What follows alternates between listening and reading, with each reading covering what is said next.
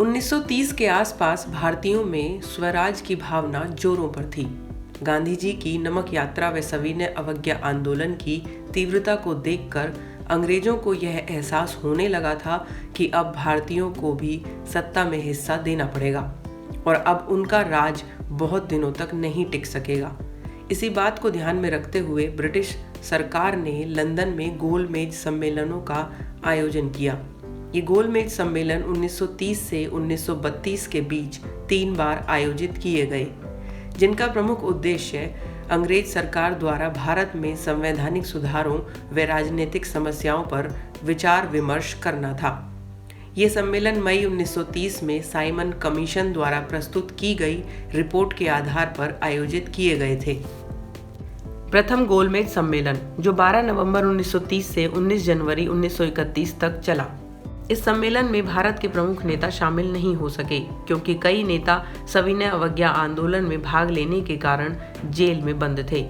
इस बैठक की अध्यक्षता ब्रिटेन के प्रधानमंत्री रामसे मैकडॉनल्ड ने की थी। प्रथम गोलमेज सम्मेलन पहली ऐसी वार्ता थी जिसमें ब्रिटिश शासकों द्वारा भारतीयों को बराबर का दर्जा दिया गया।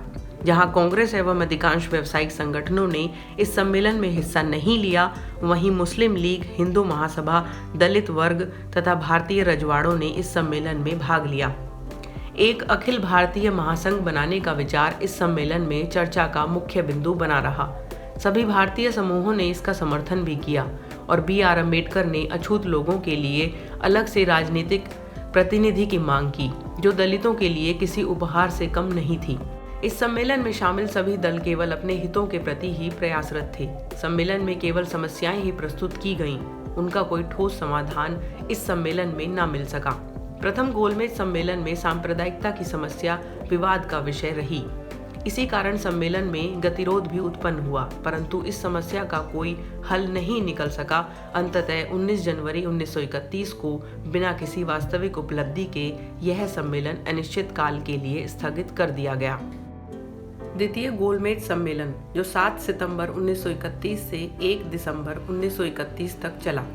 प्रथम गोलमेज सम्मेलन का कांग्रेस द्वारा बहिष्कार व सम्मेलन की असफलता के बाद अंग्रेज सरकार ने द्वितीय गोलमेज सम्मेलन में कांग्रेस को सम्मिलित करने का प्रयास प्रारंभ कर दिया।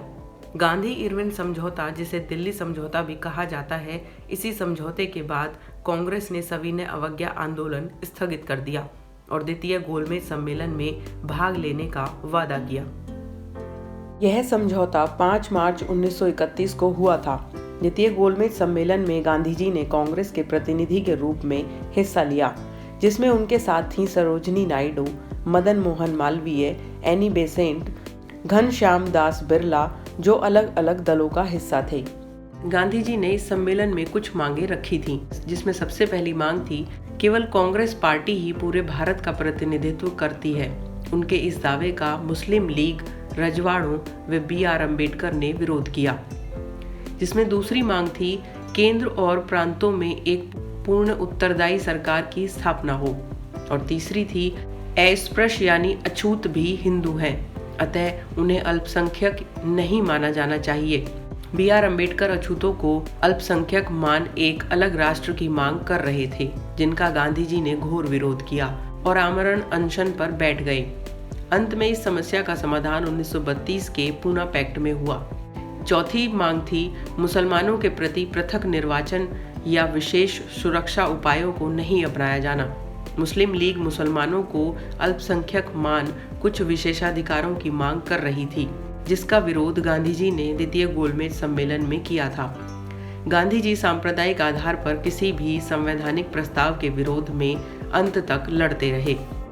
लंदन में हुआ यह सम्मेलन भी किसी ठोस नतीजे पर नहीं पहुंच सका और भारत लौटने पर गांधी जी ने सविनय अवज्ञा आंदोलन फिर से शुरू कर दिया।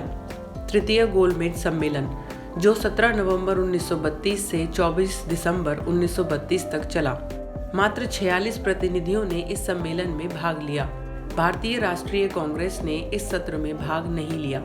तीनों सम्मेलनों की सिफारिशों के आधार पर एक श्वेत पत्र जारी किया गया, जिसमें ब्रिटिश संसद द्वारा कुछ संशोधन कर 1935 का भारत सरकार अधिनियम पारित किया गया। इस सम्मेलन में मोहम्मद अली जिन्ना ने हिस्सा नहीं लिया। इस तरह 1930 से 1932 तक 3 गोलमेज सम्मेलन आयोजित किए गए।